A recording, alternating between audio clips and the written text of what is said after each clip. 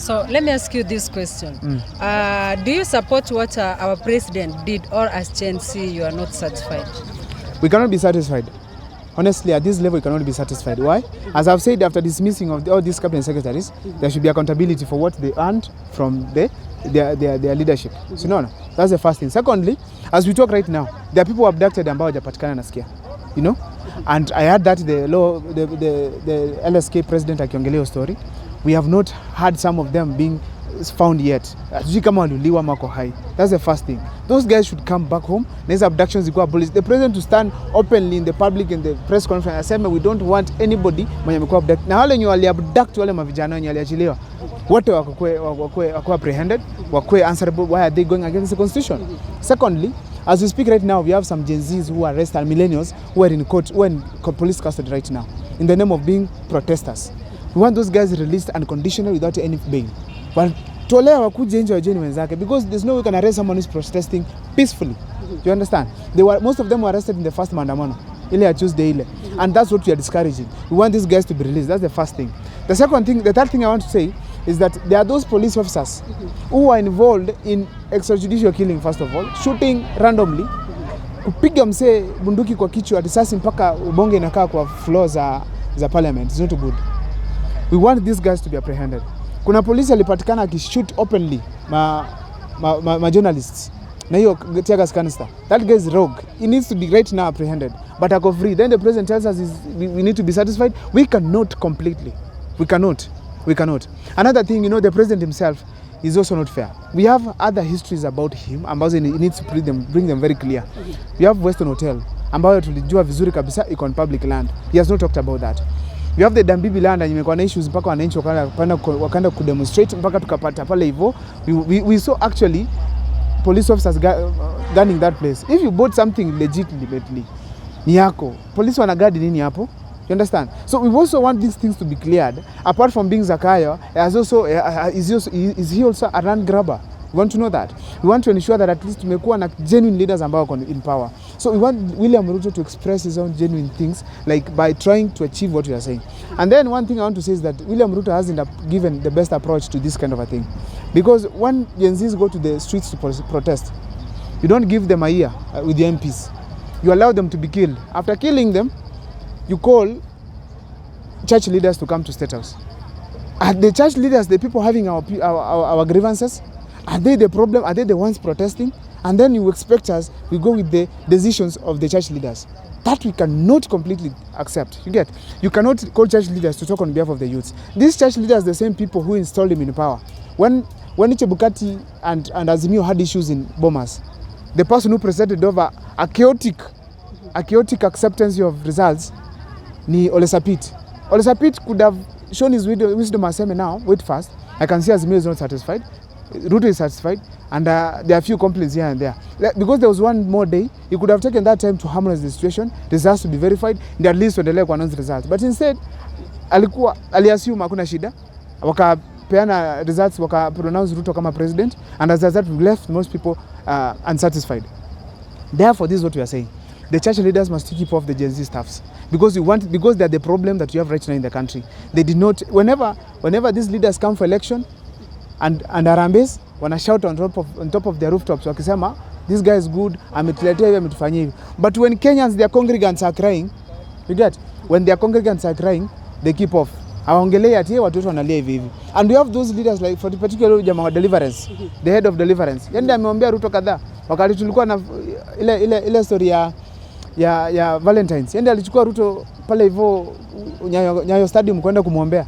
Anaombea njaa na taxation ndio chini, mwenye amepandisha tax yako nyuma yake ambao ni president, madam mwambie rais punguza hizi vitu na hizi, unaona? So therefore these are the church leaders who are supposed to be accountable right now. Tunafaa tuwatembelee, tuanguke na wao. They need, lazima tuanguke na wao because you are doing with the executive right now, you are moving step by step. Hatuna haraka. Step by step, but once we leave that place tuna fix. Ruto alijamalizana naye to be honest. Yes. So saying here tutamalizana naye. Does it mean you are confirming on Tuesday we have maandamano? On Tuesday we are coming out so long as those guys that are arrested have not been released, first of all.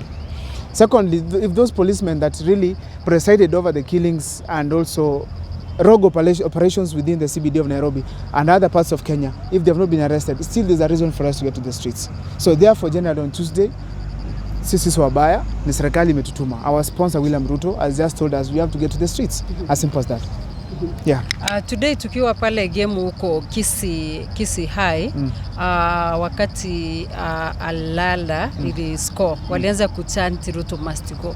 Does it mean even the kids are so tired of Ruto, or what do you think? It's going to be very dangerous in 2027, leave alone even now. I'm telling you right now as we speak.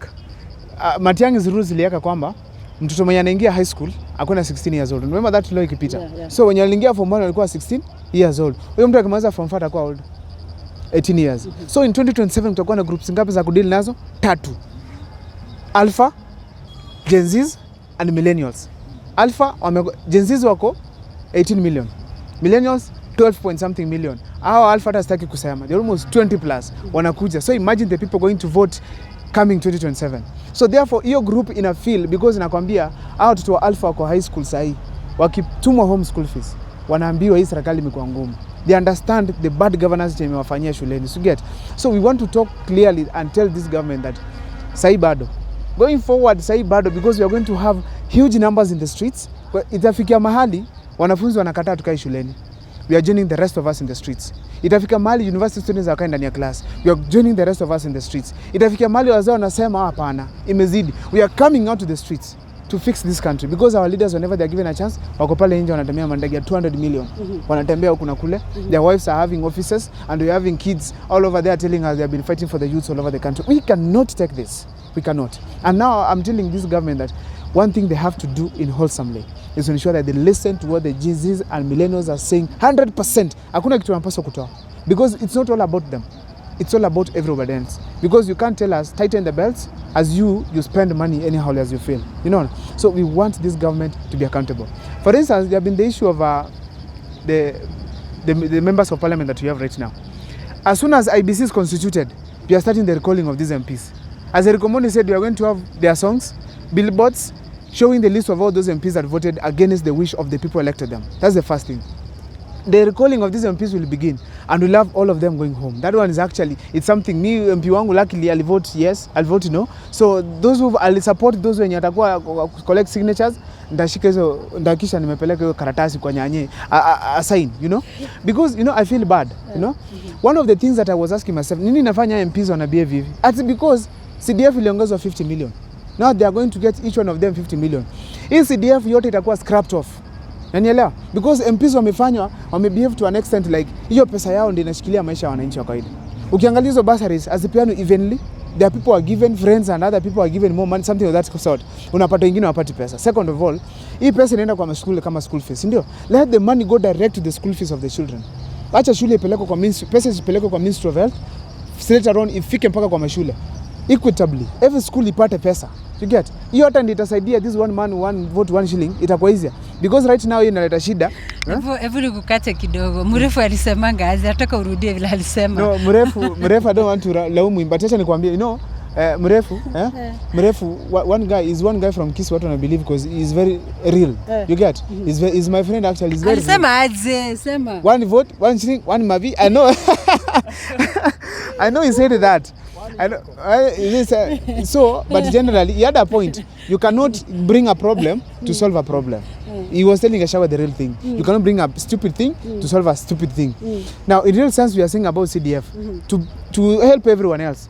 Hiyo pesa itolewe kwa MPs.